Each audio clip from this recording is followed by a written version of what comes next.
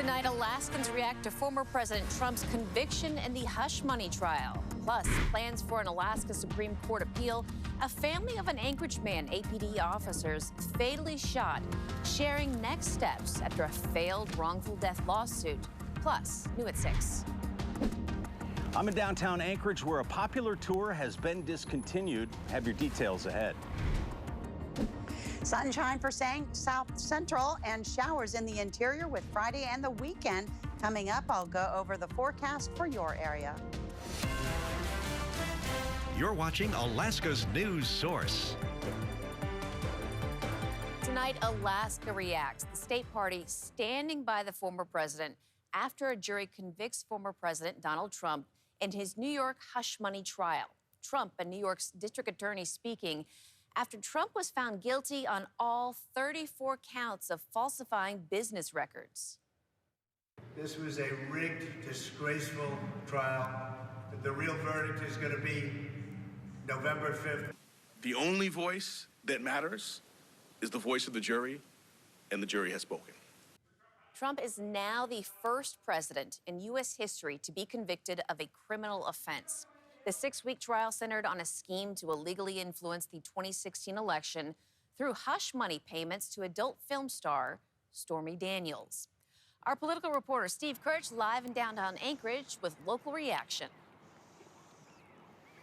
Rebecca, I heard mixed reaction in Anchorage today to the former president being found convicted of these crimes. Now, some people see it as politically motivated, others were shocked. But some I talked to today said they were unaware of what happened until I told them.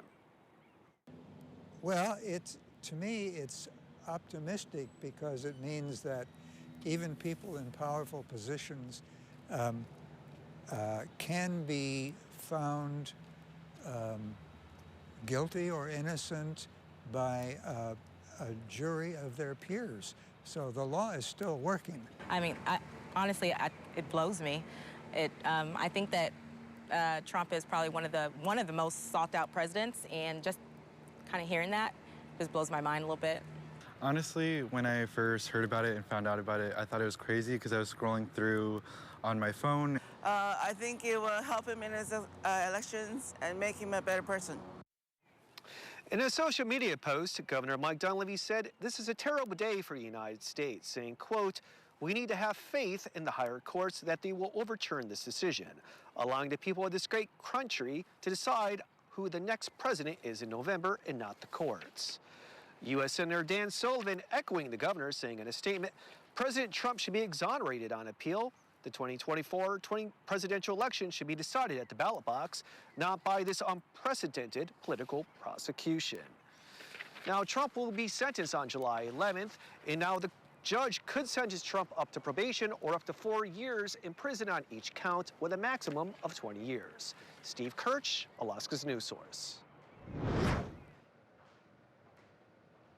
Absolutely, we are planning to go to Supreme Court, and we are planning, this is not okay.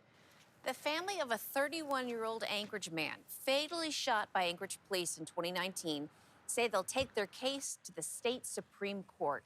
Bashar Hassan's family says they'll make that move after a lower court ruled against their 2021 wrongful death lawsuit against the city of Anchorage and 3 APD officers. His brother told our investigative reporter, Johnson Kuhn, they feel they are no closer to justice.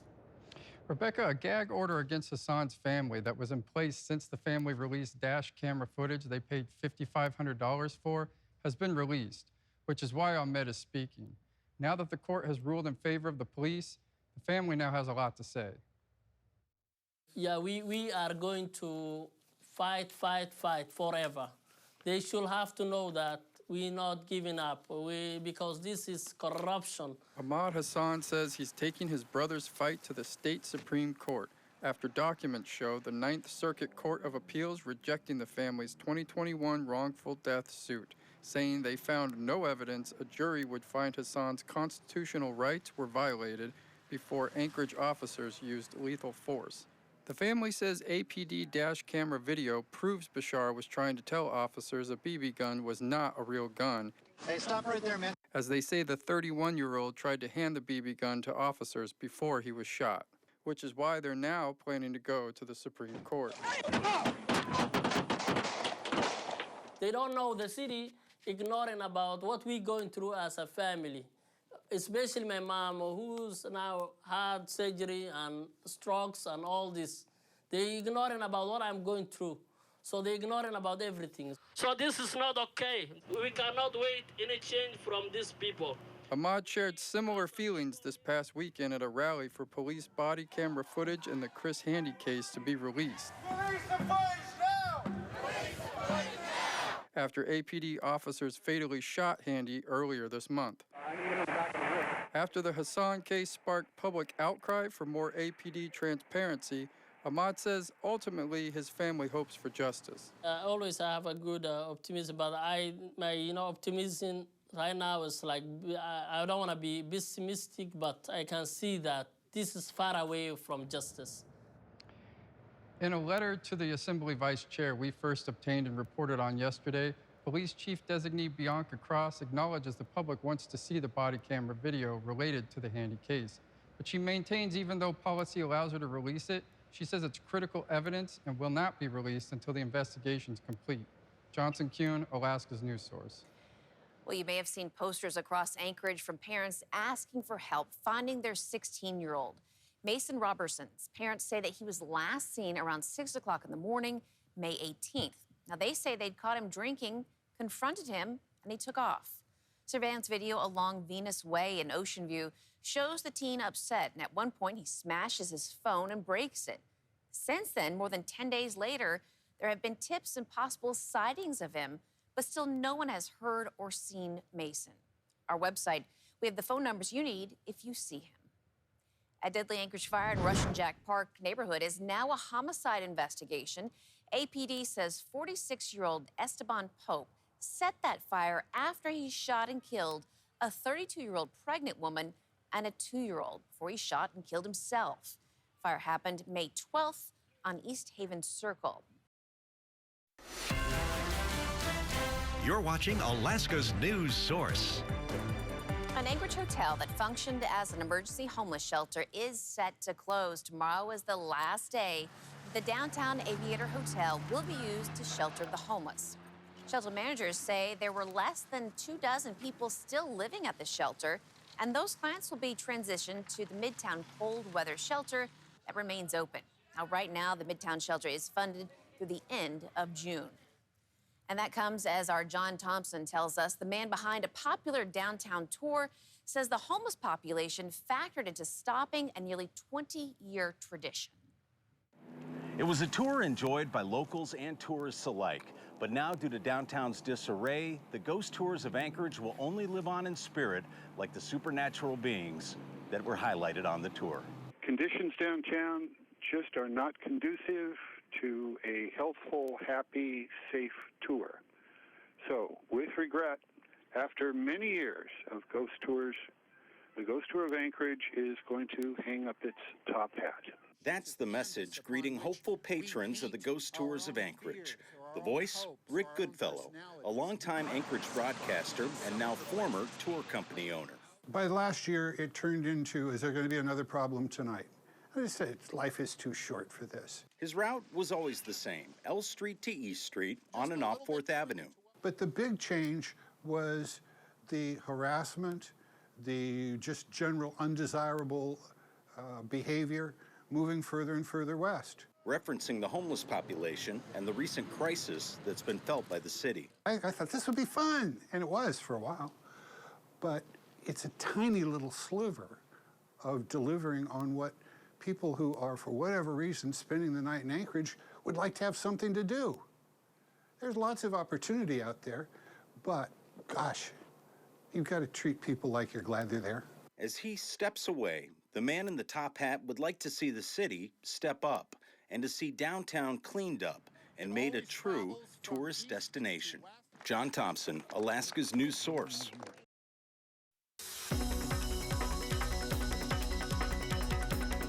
I'd like to just show you this for the next 3 minutes because it is beautiful. The flowers coming out, these are tulips, a beautiful display. I love the bird bath, and that little frog seems content. because you live in a beautiful little spot. Thank you to Clarence Summers for sending that in. It shows us that the flowers are blooming. That was out of Eagle River. Our cold and hot spot for the state today, Kuparik, 25 degrees, whereas Fort Yukon was up to 70 degrees. They're probably going to see some warm temperatures into the interior again as we hit the weekend. 64 for the Fairbanks area today. It made it to, as I mentioned, that 70-degree mark in Fort Yukon. 63 for Northway, a bit cooler. 50s for highs out of southeast Alaska. We pick up 60s again across parts of the west coast. Nome, 62 there. Bethel, 60 above. And even the 50s showing up from Kotzebue into the western interior, staying into the 30s along the Arctic slope and 40s across much of the Aleutian chain. Back into South Central, temperatures did warm up in several locations. 60 for Wasilla, 62 for Palmer, and we also saw a 60-degree reading out of Soldotna, but otherwise our high temperatures across the region were holding into the 50s. Now we're going to go way down to Japan. I'm going to show you this area of cloud cover. It's a tropical storm, so this is one of those storms that is going to be heading toward the state of Alaska within the next 4 to 7 days, taking up residents likely into the Gulf of Alaska. There's already a storm system there, and it's intensifying, heading toward the Panhandle. Eventually, it will get parts of the North Gulf Coast. And we're also looking at another storm system hanging over the Aleutians, an easterly wave producing some shower activity, heavy at times across parts of the west and even into the interior, which will likely be the case again tomorrow as this thermal trough into the interior will persist. You can see that there on the forecast. It does taper off into Friday evening. You'll see the circulation of low pressure, as I mentioned, swing in that moisture right across the Panhandle. Another circulation will kind of move into the Gulf of Alaska and reinforce that. And for our forecast, let's start off in southeast Alaska, where we'll see some scattered showers again for this evening, and then rain arriving as you head into Friday and into the start of the weekend. Across the Kenai Peninsula, highs into the 50s with 50 degrees right even at Kodiak, but we'll see some partly sunny to partly cloudy skies across the Kenai Peninsula. Increased levels of clouds and even a chance of showers for both Seward as well as Whittier. Highs to 52 degrees in Whittier. 60s, though, inland and into the Susitna Valley, as well as parts of the Matanuska Valley. Palmer, you could see winds up to 15 to 25 miles per hour. Wasilla as well. Anchorage coming in with 60, 54 for Girdwood. Still very nice conditions heading into our Friday. As we hit the weekend, mostly cloudy skies, a chance of rain by Sunday, but the 60s do continue to spread even into early next week. By the way, Saturday, it's June 1st already. Wow. Wow. All right, Jackie. Still ahead, our crew is road tripping in a helicopter, checking out glaciers. Plus, local lakes are stocked with a variety of fish. Jordan Rodenberger has this fishing report. You're watching Alaska's news source. Accessibility is one of the reasons Alaska is a prime fishing state, with many stocked lakes just a short drive away. Jordan Rodenberger has the story. From hatchery to catchery. As a coworker says, we're in the happiness business. The Alaska Department of Fish and Game stocks millions of fish across hundreds of bodies of water each year. Trying to spread the love, trying to have enough species and fish out there available for fishing. Hopefully also we're aiming to place fish in a biologically sound way to take some pressure off of some of our wild stocks. With an online database to let you know when, where, and what type of fish have been filled. And right now we're getting into our peak stocking season, getting all these fish moved out. Here, Campbell Point Lake in South Anchorage is being stocked with more than 3,500 rainbow trout. Often when you get to a lake, it's like pulling up in an ice cream truck. I know.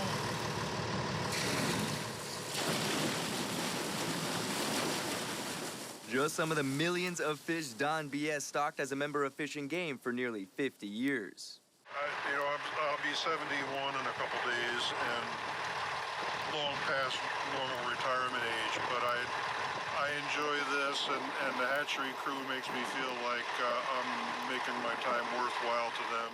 Now that the lake is swimming in trout, I went back a few days later to see if I could reel in my first fish of the season. Oh yeah, good fish. For the Fishing Report, I'm Jordan Rodenberger, Alaska's news source.